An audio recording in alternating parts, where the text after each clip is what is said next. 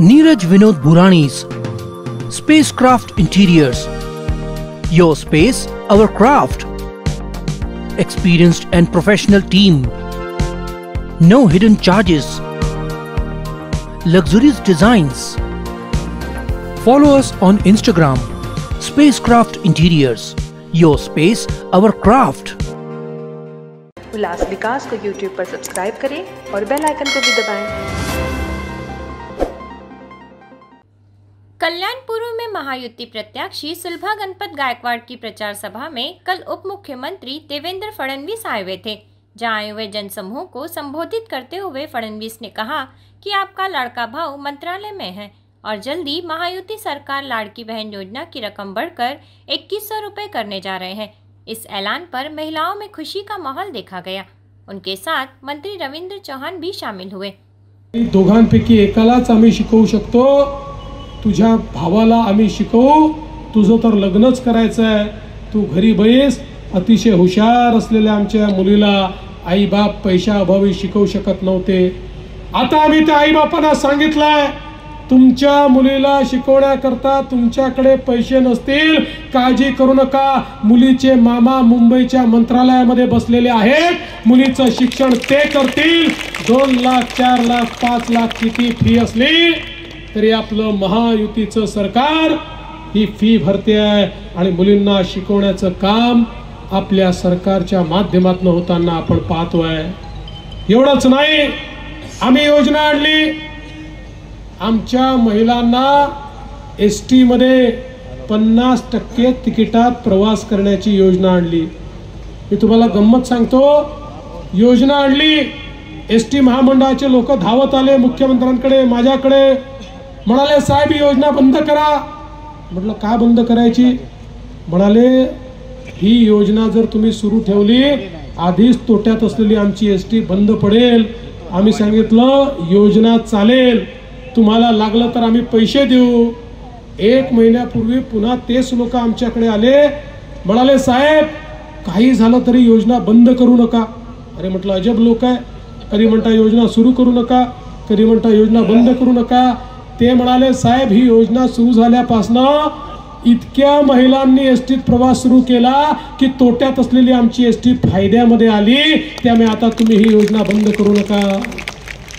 मग मी देखील थोडी माहिती काढली तर माझ्या लक्षात आलं, आमच्या सगळ्या लाडक्या बहिणी आजकाल आमच्या भाऊजींना म्हणतात तुम्ही घरी बसा, कुठे जायचं असेल तर एसटीने मीच जाते, मला अर्धच तिकीट लागतं, तुम्हाला तिकीटही दुप्पट लागतं आणि तुम्ही गेल्यानंतर पान तंबाखू खर्रा मावा ठर्रा काय काय करता आणि सगळे पैसे बर्बाद करता। मी गेली तर पैसे वाचवून परत येते, त्यामुळे माझ्या लाडक्या बहिणीच आता या ठिकाणी फिरायला लागलेल्या आहेत। आणि त्यासोबत मुख्यमंत्री माझी लाडकी बहीण योजना आपण आणली। बहिणींच्या खात्यामध्ये 1500 रुपये महिना आपण त्या ठिकाणी देणं सुरू केलं। योजना आणली, हे उबाठाचे लोक आमची गंमत उडवायचे, काँग्रेसचे लोक आमची मजाक उडवायचे, हे आम्हाला म्हणायचे अरे योजना फसवी आहे, ही तर होऊच शकत नाही, हा तर जुमला आहे, हे तर खोटंच सांगतात, कोणाच्या खात्यात पैसाच जाणार नाही, हे तर होणारच नाही। अरे त्या सगळ्यांच्या नाकावर टिचून 2.5 कोटी बहिणींच्या खात्यामध्ये नोव्हेंबर पर्यंतचे पैसे टाकून दिले। पण बहिणींनो लक्षात ठेवा, जसे आम्ही तुमचे सख्खे भाऊ आहोत, मार्केटमध्ये काही तुमचे सावत्र भाऊ देखील फिरताय। हे उबाठावाले काँग्रेसवाले शरद पवारांच्या पक्षाचे तुमचे सावत्र भाऊ यांना पाहावलं नाही, आमच्या बहिणींच्या खात्यात पैसे चालले। हे लोक हायकोर्ट मध्ये गेले, यांचे अधिकृत निवडणूक प्रमुख महाविकास आघाडीच्या माध्यमातून हायकोर्टात गेले आणि म्हणाले या ज्या योजना आहेत, लाडकी बहीण योजना, लेक लाडकी योजना, मोफत शिक्षणाची योजना, या सगळ्या योजना म्हणजे पैशाचा चुराडा आहे, या योजना बंद करा अशी मागणी या सावत्र भावांनी न्यायालयामध्ये केली। पण तुमचे भाऊ त्या ठिकाणी होते, आम्ही न्यायालयात बाजू मांडली आणि न्यायालयाने सांगितलं लाडकी बहीण योजना सुरूच राहील, ती बंद करायची कुठली आवश्यकता नाही। काम हे सरकारच्या माध्यमातून होत होतं. मला कधी कधी आश्चर्य वाटतं. आता इलेक्शन कमिशन कुठेही आम्ही गेलो आमच्या बॅगा तपासतात, त्या ठिकाणी आमच्या सोबतच्यांच्या बॅगा तपासतात. आता बॅगा तपासल्या तर काय वाईट झालं, या ठिकाणी त्याचा एवढा इश्यू करण्याचं कारण काय. पण 2 दिवस झाले उद्धवजी माझी बॅग तपासली, माझी बॅग तपासली, माझी बॅग. अरे होतं काय घबाड, एवढं काय घाबरताय. बॅग तपासली तर काय फरक पडला. अरे माझी बॅग तपासली ना, नांदेडच्या एअरपोर्टवर तपासली, कोल्हापूरच्या एअरपोर्टवर तपासली.